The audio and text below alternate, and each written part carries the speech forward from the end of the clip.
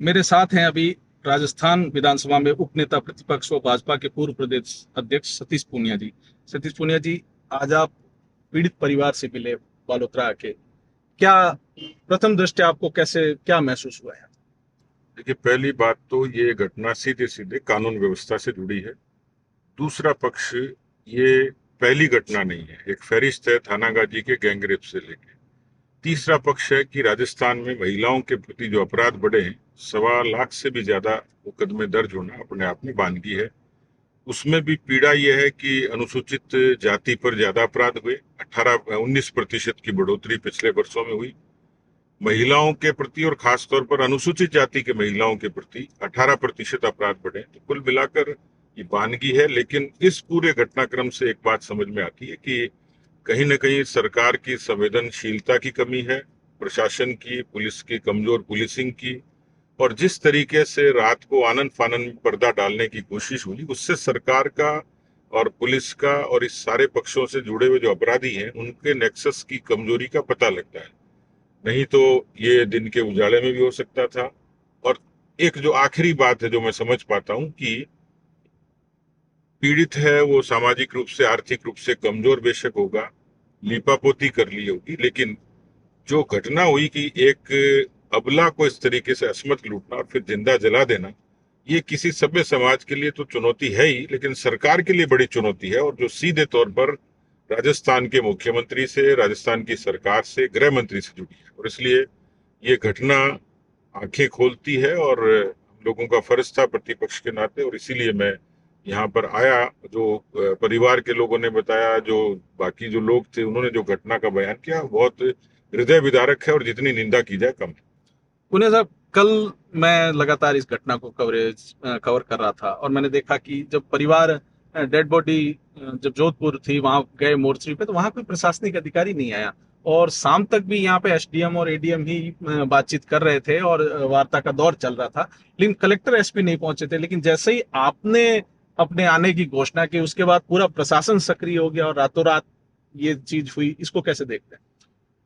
देखिए, मुझे लगा कि मीडिया की इसमें बड़ी सकारात्मक भूमिका थी, और क्योंकि मीडिया भी एक निरपेक्ष रूप से जब किसी मुद्दे को उठाता है, तो मैं आपकी इस पहल का साधुवाद दूंगा कि आपने एक सजग मीडिया के नाते इस बात को उजागर भी किया। इससे विपक्ष भी सचेत हुआ और आम लोग भी शिरकत हुए। मैं देख रहा था किस तरीके से प्रोटेस्ट था सड़कों पर।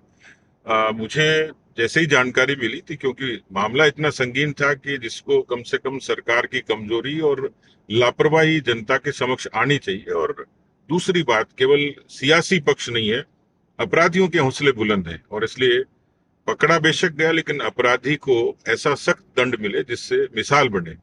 तो मुझे लगता है कि जो मामला जिस तरीके से टेकअप हुआ, और मैं, मेरा फर्ज था, मुझे पार्टी ने एक जिम्मेवारी दी है नेता के नाते, तो मुझे अपने विधानसभा क्षेत्र के अलावा, क्योंकि मैं पूरे राजस्थान से कंसर्न हूँ, इस नाते में मुझे लगा, तो मुझे जब सब पक्षों ने, मैंने देखा कि इसमें जरूरी है कि हम लोगों को वहाँ परिवार को भी संबल दिया जाए और समाज में भी एक भरोसा पैदा किया जाए। ये घटना 6 अप्रैल को घटी, जिस दिन हनुमान जयंती थी। तो क्या आपको लगता है कि तुष्टिकरण की नीति अशोक गहलोत सरकार ने अपनाई है इस मामले में? देखिए, जो पिछले जितने ट्रैक हैं, जितना जो अलग घटनाओं के प्रसंग आते हैं, उसमें यदि उसको ठीक से एनालिसिस करेंगे तो इसमें कोई शक नहीं है कि सरकार तुष्टीकरण की पराकाष्ठा करती है और इस तरीके के जो अपराध हैं, जुर्म है, उन पर पर्दा डालने की कोशिश करती एक आखिरी सवाल सर, आज सचिन पायलट ने एक प्रेस कॉन्फ्रेंस की और 11 तारीख को वो धरने पे बैठ रहे हैं शहीद स्मारक पे अपनी सरकार के खिलाफ। इसको कैसे देखते हैं? है।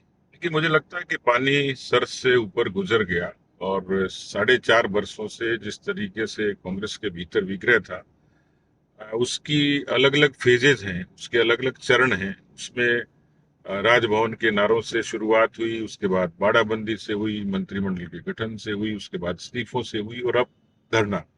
यानी मुझे लगता है कि 4.5 वर्षों में जो कांग्रेस की किस्सा कुर्सी का है, उससे राजस्थान की आवाम को नुकसान हुआ। नुकसान तो इनको भी होगा, लेकिन चुनाव में। शुक्रिया। ये थे सतीश पूनिया जी, जिनका साफ कहना है कि तुष्टिकरण की नीति पिछले लंबे समय से गहलोत सरकार अपना रही है और जिसका नुकसान सीधे सीधे आम जनता को हो रहा है, और आने वाले चुनावों में इसका समुचित जवाब जनता देगी। एक आखिरी आप लगातार राजस्थान घूम रहे हैं, कितनी सीटों के साथ सत्ता में आएंगे? देखिए, राजस्थान में जब हम सत्ता से बाहर होते हैं तो एक अच्छे रेस्पेक्टेबल मैंडेट हमें मिलता है। कांग्रेस को बहुत नीचे जाती है, 56 और 21 उसका एक आंकड़ा है। इस समय राजस्थान में किसानों की कर्जा माफी, बेरोजगारी, अपराध, कानून व्यवस्था, भ्रष्टाचार, तमाम मुद्दे हैं कि जो एक सरकार के खिलाफ एक पक्ष मोदी जी का नाम और काम है, कार्यकर्ताओं का परिश्रम है, तो ये सारी जो फिगर्स हैं वो पार्टी को 2/3 बहुमत की तरफ ले जाती है। शुक्रिया। विवेक श्रीवास्तव, थिंक यू 360 के लिए बालोद से।